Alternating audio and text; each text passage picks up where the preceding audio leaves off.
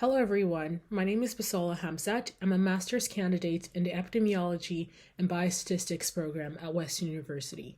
I'll be presenting my research protocol titled Descriptive Intersectional Analysis of Intimate Partner Violence Among Transgender and Non-Binary People in Canada.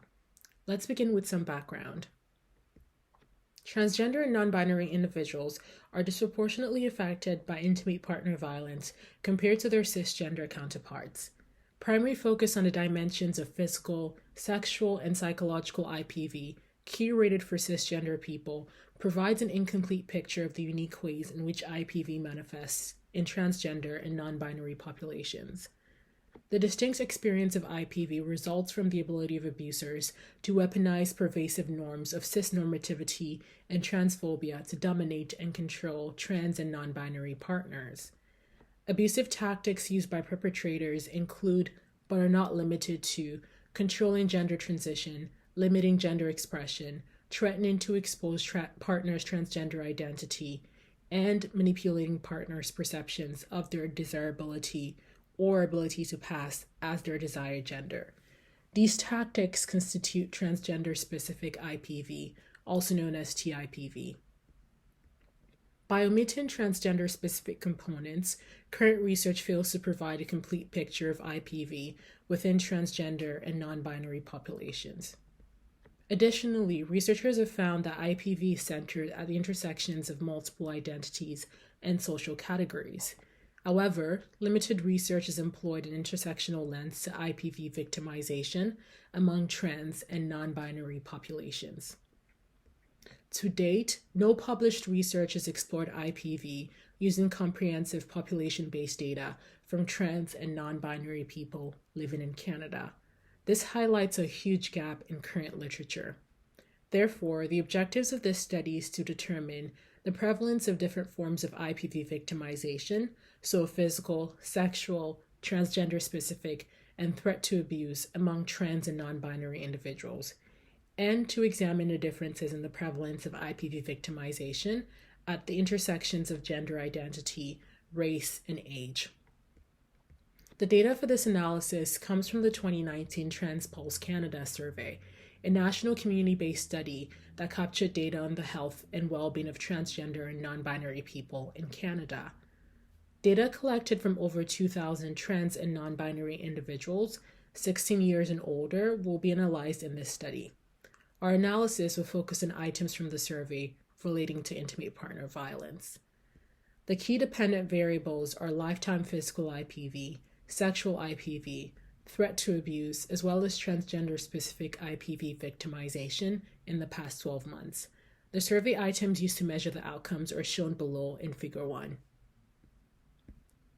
Here is just a closer look at the items in the survey. The question prompt is, since the age of 16, has a romantic partner ever done any of the following towards you? Lifetime physical IPVs measured using the question, pushed, shoved, shook, or pinned you down.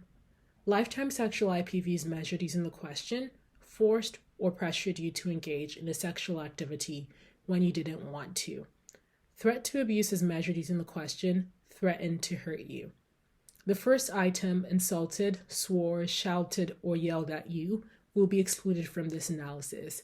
This is because this item only cannot be reliably used to categorize any particular form of IPV.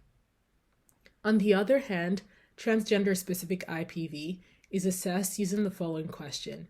In the past 12 months, has a romantic partner done any of the following because you are trans or non-binary? Interfered with your gender-affirming medical care, interfered with your clothing or gender expression, avoided introducing you to friends and family, threatened to out you, threatened to leave you, or objectified your body.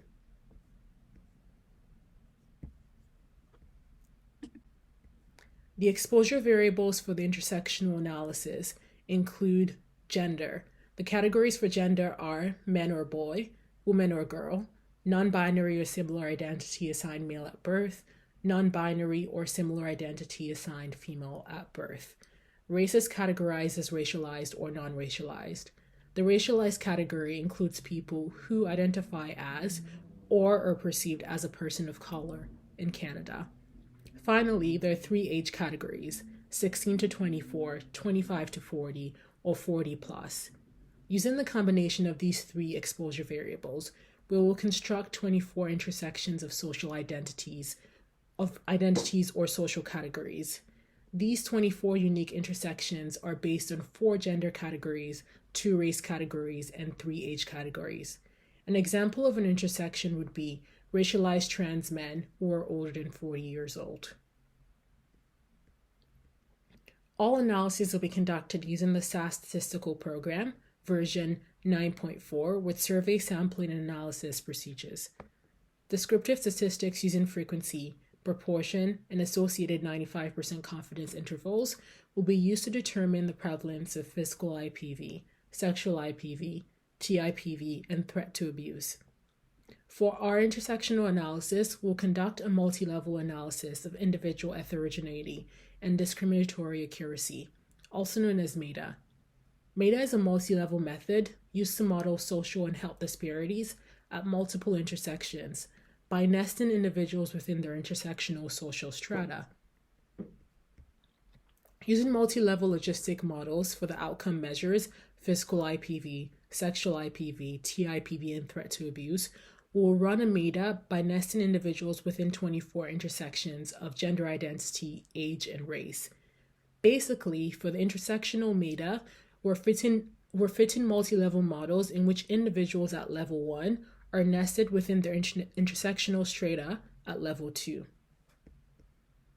Lastly, the expected contribution of this study is that the findings will encourage action in IPV prevention and screening in transgender and non-binary populations, and also provide information to a wide range of stakeholders, including policymakers, health professionals, service providers, researchers, advocacy groups, and community members, etc. Additionally, by identifying groups most at risk of IPV within trans communities, it will help inform policies and interventions that target individuals at these intersections. Finally, as a first study of its kind, it may review various directions for future research. Thank you for listening to my presentation.